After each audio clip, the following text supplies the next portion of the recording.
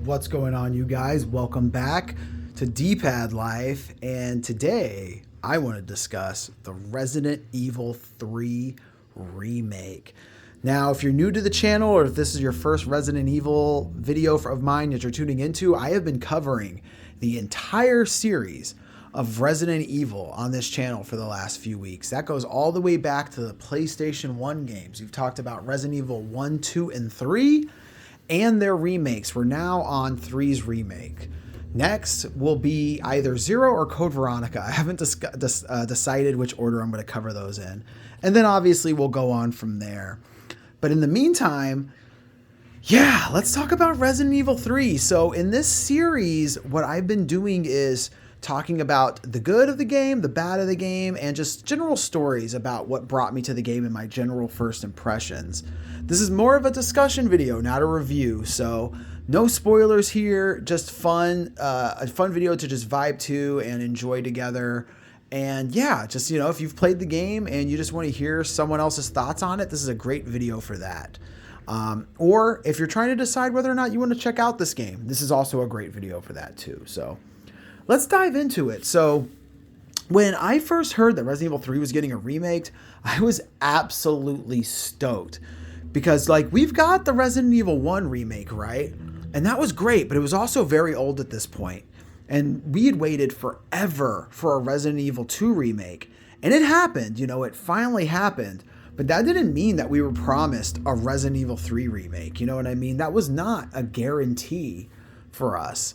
And so when they announced that they were going to go ahead and do it, I was extremely excited. So a little spoiler in case you haven't seen the other videos, but my overall thoughts on the series up to this point was that Resident Evil 1 is my favorite.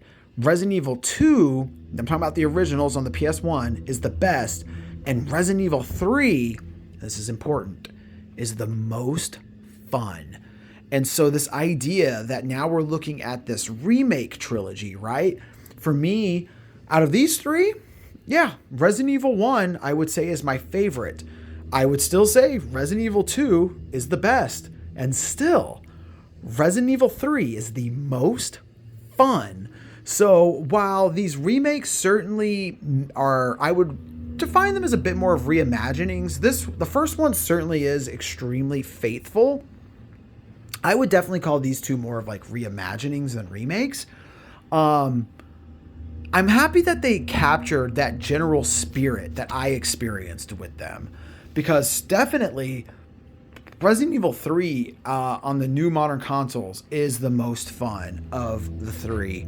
I think that it just stands heads and toes as far as that goes. And that has a lot to do with the fact that it's so much more quicker paced. It's just so much more action packed, right? And so what I like about it is, the added dodge mechanic that they added. So in the original game, to dodge, you had to time your aim on an attack, and Jill would dodge. And I would say, honestly, she would sometimes dodge. To me, it never really felt as on point as it should have felt. Oh boy, we're going to be staring at old ugly Nemi here with his thumb-shaped head this whole time. But yeah, it just never felt like you had full control over the dodge. It was just kind of spotty. But in this remake, you actually do get full control over the dodge. You do, and it becomes its own selected button, and that works really well for this game. And they added a fun mechanic too, where if you time your dodge perfectly, time slows down and you can get a critical hit, and it never doesn't feel good to do that. As well as this game, just when I talked about in the last video, I talked about Resident Evil 2's pacing and how to me it just really feels sped up. It almost feels like the original game but on fast forward. Man, if you thought Resident Evil 2 Remake's pacing was increased, wait until you play this one. This game is very fast. You progress through this one quick. I'd say out of all the remakes, it's by far the shortest. For me, that's a mix of positive and negative. So I'll start with the positive because it's kind of easier just to say. With the positive, it's because it lets you do multiple playthroughs really fast. And while that may not be that appealing to people, to me, I like playing games again and again, especially if they've got a nice brief runtime. I like to revisit them with the skill set I have now, because the first time you play through it, you're learning where items are, you're learning where enemies are, you're learning what weapons and approaches to combat are effective against said enemies. But on a replay, you've got all that knowledge, and then you just get to really show up and show out. And this one was a blast to do that with. It also has multiple difficulties that really contribute to multiple playthroughs, because often the change in difficulty changes like the enemy layout, and maybe even the item layout. I can't say with that, because I don't think I've ever played the Inferno difficulty legitimately. I use some of the unlockable weapons for that, because I can't imagine trying to play that mode legitimately. The enemies are abundant. I'll put it to you like that. And it just seems like a really intimidating task. But the biggest thing about this remake, that it's unfortunately it's something that rubs a lot of people the wrong way. And again, it rubs me the wrong way too. I just didn't allow it to overshadow the game as a whole for me and ruin my experience. And that is the fact that there is a lot of cut content from this remake. Now, Resident Evil 2's remake had that same problem. There weren't true B scenarios like there were in the original, where you actually got a different story, as well as EX battle mode. All of that stuff got removed from Resident Evil 2. However, in Resident Evil 3, it's a next level. You don't get Mercenaries mode, which was a really fun add-on mode for the original game. And then they also cut out full-blown segments. So sections that you travel to aren't even in this game. And that's really disappointing, and that really sucks. And then on top of that, the choose your own adventure mechanic that really made the original 3 super unique. It's the only Resident Evil game to have ever done that. Is completely missing as well.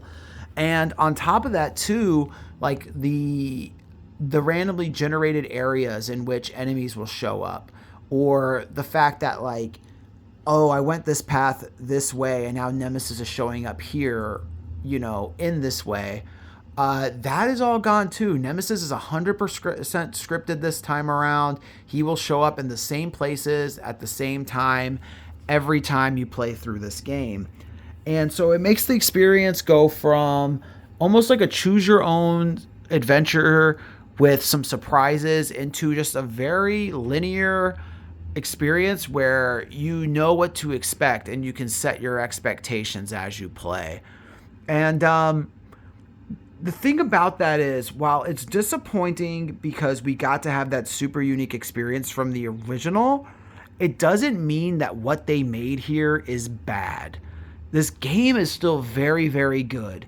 It's very, very fun, and I really enjoy it. However, as far as, capturing what that old game did, man, it just doesn't hold a candle to it, unfortunately. That game just had a lot more going on, which made it really more unique. This is a pretty by the numbers, bare bones Resident Evil experience for what we get from Resident Evil games today, unfortunately. And I think people were kind of catching on that that's what we were going to get here before it came out, because it just came out so fast after the remake of the second one. The second one's remake really took a long time to come out. And by the time this came out, it just felt like rapid fire, man. It was like, wow, really already? And then once you play it, you kind of see why. There's a lot of reused assets, as well as just so much missing content, And I guess, since it's considered a remake, it's certainly missing content. But if you look at it as a reimagining, it feels a little less like missing content and more so like a missed opportunity. Like, man, you really could have had that in there. Or at the very least, why didn't y'all just make a DLC, where we got to play through some of those areas and do some of those things? It's really unfortunate because this game is really good and it's really fun, but the fact that it dropped the ball in that way overshadows everything else about the game for so many people. So it's one of those things where being an original Resident Evil fan is actually detrimental to your enjoyment. Well, to the enjoyment of most this go around. If you've never played the original and don't care to, it's not a big deal that stuff's missing because you're not even going to notice. There's a couple other changes too, like when it comes to Nemesis. I'll say that, in the original, Nemesis shows up in a bunch of different ways. The word evolves is interesting. I mean, he changes like as the game goes on. As you progress, he changes, right? But in this one, they only really took it in one direction as far as that goes. And it was sudden and permanent. So there's not much that goes on after that. And it really changes the pacing of the story just by nature of how our pursuer has altered. And unfortunately, I don't think it's for the best of the game. It actually hampers the experience. I actually think that to be true. It hurts the experience of this game. But ultimately, when it's all said and done, you are left with a fun game. It is very fun. And you get to fight such an abundance of enemies and use a huge arsenal of weapons. And I personally really enjoyed like seeing the return of enemies like the Hunters, for example, and seeing how they handled them in this new RE Engine remake style. That's not something that we got prior to this. And I think this game has some redeemable qualities. It's definitely fun. It's definitely worth checking out, in my opinion. That's one of the cool things about Resident Evil is if you're playing this series, it's hard for me not to recommend every single game. They are all really good and really fun. I remember when this got dropped, I got a tax return and I went and bought I pre-ordered 4 games brand new. They were all releasing within like a 4-month time span. Maybe it was 3 months. It was Animal Crossing New Horizons, Final Fantasy VII Remake, Last of Us Part 2, and Resident Evil 3 Remake.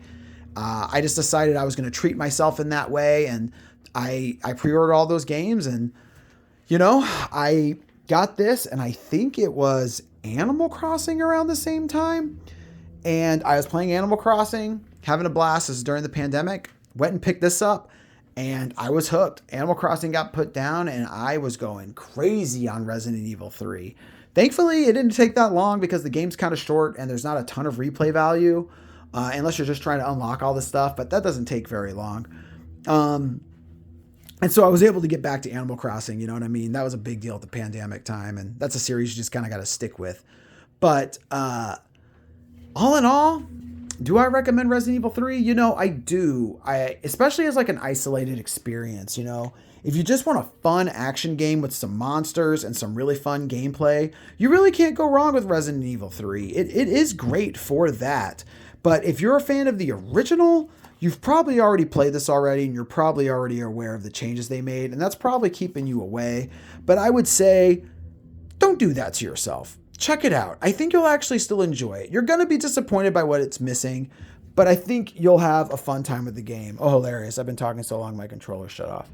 But in any case, yeah, I think that's all we're going to say about Resident Evil 3 Remake today. There might be some videos in the future where I dive even deeper into these games and really break down specifics as to what I love and dislike, really get into the nitty and gritty of it all. But that's not the point of this discussion series. This discussion series is more so just to kind of go over the things I liked, disliked, and a little bit of story time about it, and whether or not I recommend it, and I do. So if you enjoyed hanging out with me today, guys, and love Resident Evil content, please subscribe. We're on the road to 100 subscribers, and we're getting really close, and we're growing at a nice, steady rate, but I can't do it without you. So if you want to see more Resident Evil content, or you just enjoyed hanging out with me, please consider subscribing, and at the very least, before you go, please like the video. It really helps the channel grow. It helps get the word out there, and just gives more people for us to chat with in the comments section below. Which, speaking of which, talk to me about Resident Evil 3, man. Were you able to overlook what this game did and what they cut out? and ultimately find enjoyment in the game? Or are you of the opinion that this game dropped the ball and is a major, major disappointment? I'd love to hear how you guys feel about it, because I feel like with over time, more people, I'm hoping, have or will learn to embrace this one, because I certainly like it. I enjoy it. Yeah, and then also, where does it rank for you? Like Resident Evil 3 Remake, where does it rank for you in the remakes and in the series? That is really interesting. And I have a fun video planned for the future when it comes to ranking. So we'll talk about that when we get there. But in the meantime, you guys, I appreciate you hanging out. Stay tuned for the next one. We're going to be talking about Resident Evil Code Veronica or Zero. I haven't decided yet which one I'm going to do next, but those are the next two for sure. And then we go on into the next era of the series where we leave the tank controls behind and we leave, any semblance of the original games behind. And the series